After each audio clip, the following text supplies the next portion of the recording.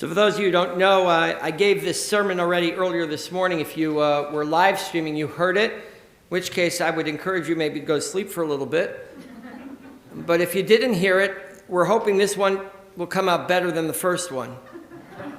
At least with a little practice, maybe it will have happened that way. You know, every year I begin my high holiday sermons with a song. I enjoy doing it that way because it allows everybody an opportunity to participate. And it brings smiles all around, and I love the sound of hearing everybody sing together. And since that's not going to occur this year because we are so few in numbers, you're going to have to sing with a little bit greater intensity than you did in the past. Each year, you know, I search for a song that I hope everybody will know. It's a song that I hope everyone will sing along with me because that's what it feels like to be part of a community, and that's the sound of singing together. But because of the simplicity of this year's sermon, I only thought of the commercial that was done for Chevrolet early on when commercials were big on cars in the early days. And it went something like this: baseball, hot dogs, apple pie, and baseball, hot dogs, buying Chevrolet. Yeah, that's not going to work. Well, it does speak to the simplicity of my message. It really is lacking something as much as I believed it would convey my message, because the message is so simple to understand. It didn't convey the difficulty that it would be to accomplish the goal of this sermon. I struggled all year long because I knew that our sanctuary would be so diminished this year. I thought maybe I would do a piece that talked about a time when you'll be back here in the sanctuary. Of course, let me help you. Da da da da da da da da da.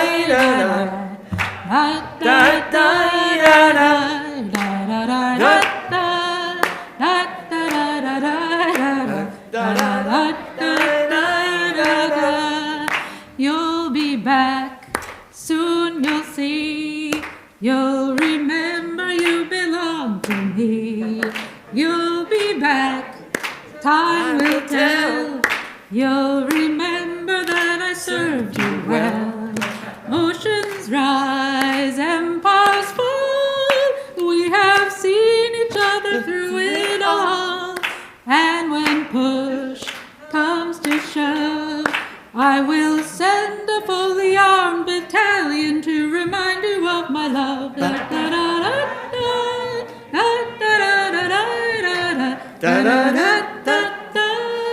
All right. Thank you. I got it from here. Okay. Thanks, Cantor. I can do my own sermons. But I was thinking that was a great song about you'll be back, but then I thought that the line, I will send a fully armed battalion to remind you of my love, didn't quite resonate with the tone I was trying to accomplish this year.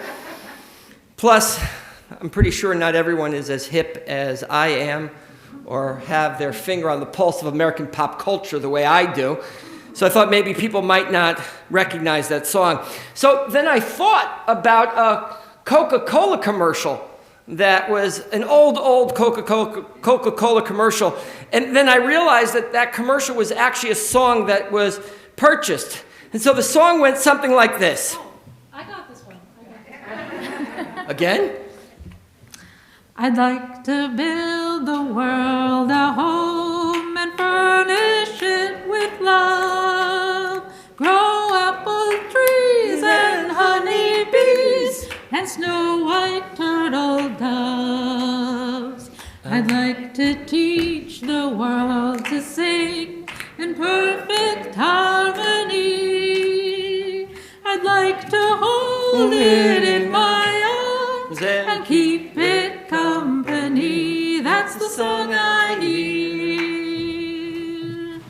I'd like to teach the world to sing in perfect harmony. I'd like to teach the world to sing in perfect harmony. That's the song All right. I'm a professional. Okay. I can do this on my own. You have to admit that's a great song, but I still thought there might be a better one. Seriously, I think for months about which song to pick, and then I realized that it's possible that there is a constituency in our congregation now that we're growing so young that never even heard of that song. So then I found the perfect song. It was a theme song born of an equally tumultuous time as these. It was a theme song that spoke to the challenges facing a generation of people who were witnessing incredible hardship and challenge. The classic Jewish response to any challenge is to consult our sages, as Chancellor Schwartz, who, by way, is the first female chancellor in the seminary's history, said we look to Jewish law, lore, and history. And so let me begin with a little American history. David Camp wrote, "The news offered ample evidence. A year earlier, the river running through Cleveland, the Cuyahoga River, had caught fire. Its murky water slicked with oil runoff from factories along its banks. The protests against the Vietnam War were growing ever more rancorous and sometimes even deadly. In April 1970, 4 students were killed and 9 more wounded when the National Guard opened fire on demonstrators at Kent State University in Ohio. Much of academia at the time were consumed with the fear that population growth was outpacing humanity's ability to feed itself. Edward Robb Ellis wrote at that time, "I doubt whether I shall live through the decade of the 70s or even wish to do so." Well, we did survive the 70s. But the same could be said now. If we went through a checklist, we would see quite quickly. In the 70s, they faced what we face now. They faced wildfires. Check. They faced protests. Check. They faced people dying in the street. Check. They faced National Guard being deployed. Check. Hundreds of million people starving to death. Check. And of course, we add to that extreme xenophobia that manifests itself in anti-immigration tactics. And of course, a global pandemic that's resulting in an economic contraction and job loss rate that we've only seen since the Great Depression. We have reason to despair. We have reason to despair as individuals, as a community, as a nation, as a world. And hopelessness is overwhelming. We know misery, we know gloom, we know melancholy. And it's important to name it as I did so this morning. Our sages remind us to look back on Jewish history, Jewish law, and Jewish lore for answers to our most profound problems. And I didn't have to search far until I saw a moment in Jewish history where we were despondent. The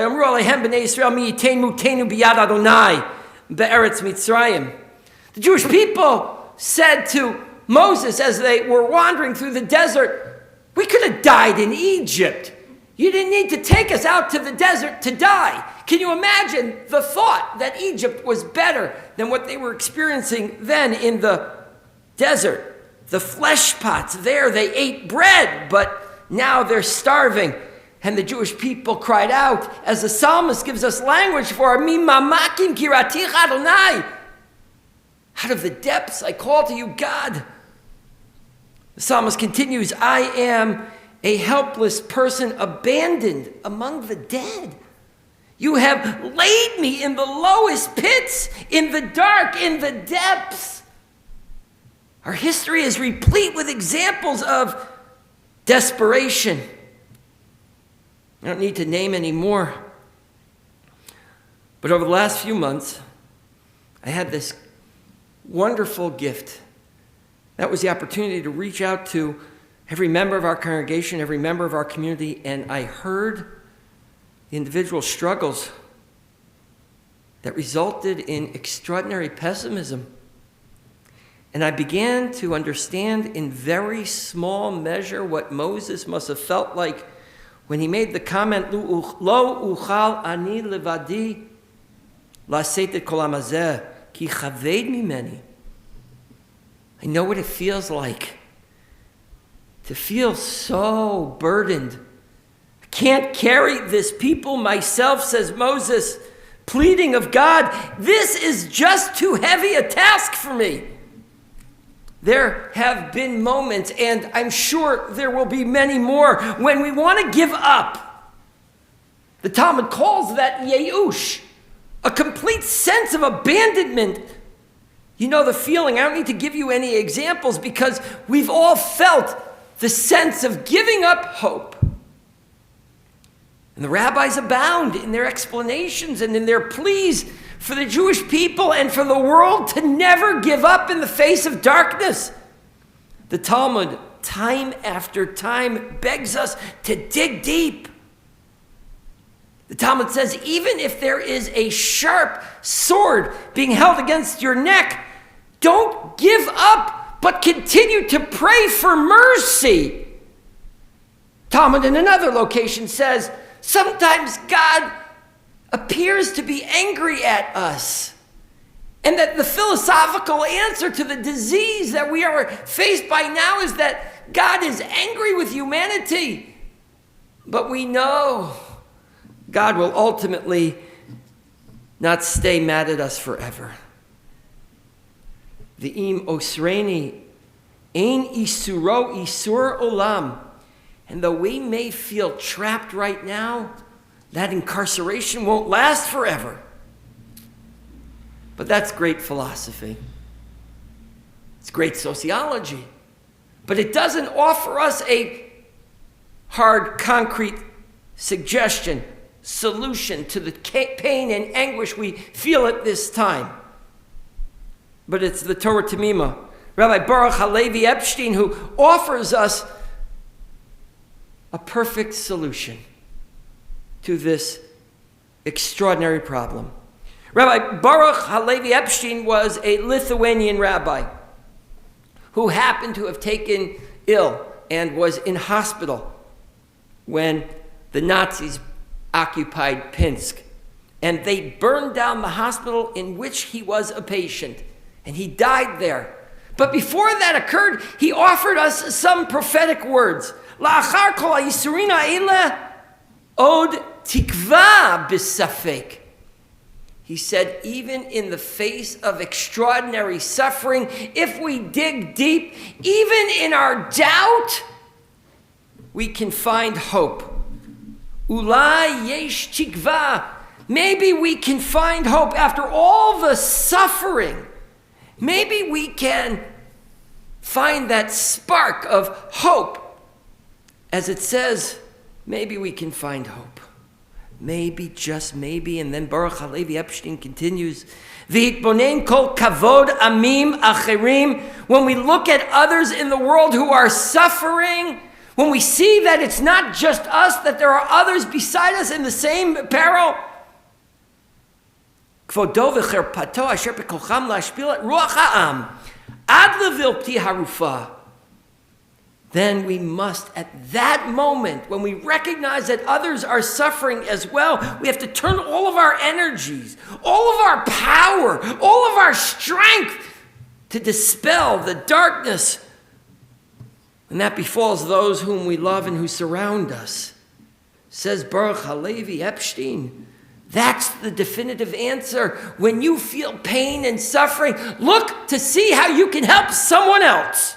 That's the perfect response. Recognize we are interdependent. Look, I reject the idea of gamze ya'avor living, that this too will pass as an approach to life. Don't worry. We don't have to do anything. It will just pass on its own. We don't have to do something. It will just disappear.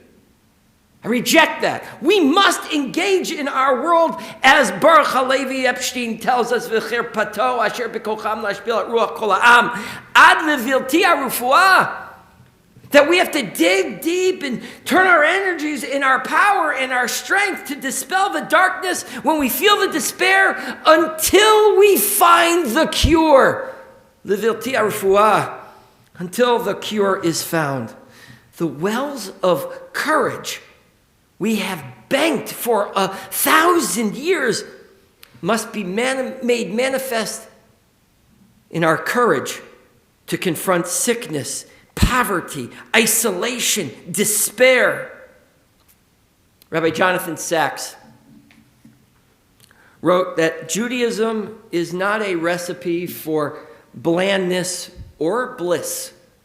It's not a guarantee that you'll be spared heartache and pain. Judaism is a faith for those who seek to change the world. Judaism is a protest against the world that is, in the name of a world that ought to be. To be a Jew is to seek to make a difference, to change lives for the better, to heal some of the scars of our fractured world. Look, I know this is a naive, maybe even overly simplistic sermon. I know it will take more than a jingle or a TV show to correct our course. It's reasonable to be afraid and anxious and worried. It's reasonable to be sad and to feel every other emotion right now. Things do feel bleak, but it won't always be that way. Healing is coming. Recovery is on the horizon. Redemption is possible. So there was a song that rescued an entire generation. It was written by Bruce Hart and John Stone and Joseph Raposo. Can we do it? Yeah, let's do this one together. Okay. Sunny day, sweeping the clouds away, on my way to where the air is sweet. Can you tell me how to get to Sesame Street? Come and play, everything's A-okay. Friendly neighbors, yes, that's where we meet. Can you tell me how to get to Sesame Street? How to get to Sesame Street. Look, to be honest, the commercial that I thought of at the beginning of the sermon, the Chevrolet commercial, came to mind because of the obvious nature of this sermon. There is nothing more American than baseball, hot dogs, apple pie, and Chevrolet, and since Pat Hanlon's in the room, football also. And just as there's nothing more American than that, there's nothing more Jewish than peace, harmony, love, and kindness. No matter our challenge, no matter our crisis, no matter what's going on in the world, no matter the obstacle, we'll confront it. And we'll tackle it, as Judaism has always said, with love, kindness, and compassion. We'll emerge from these times. This is not the end of the world. In fact, Rosh Hashanah is told to us, as our rabbis instruct us, Hayom Harat Olam. This isn't the end. This is the birthday of the world. Today is the day we begin to create, to build, to discover. As it says in our tradition so often, Uvnei Yerushalayim ircha birachamim tashuv. That when God rebuilds Jerusalem, God's going to rebuild Jerusalem birachamim, birachmanis, with a little compassion. So too we must build with rachmanis, with compassion, with kindness. Way earlier today, when we began davening together, not at this service, but earlier service, we began with a little nigun, a little melody. And Cantor, maybe you could help me with this one again. It starts with the words, Olam Chesed Yibaneh, God, fill our world with kindness.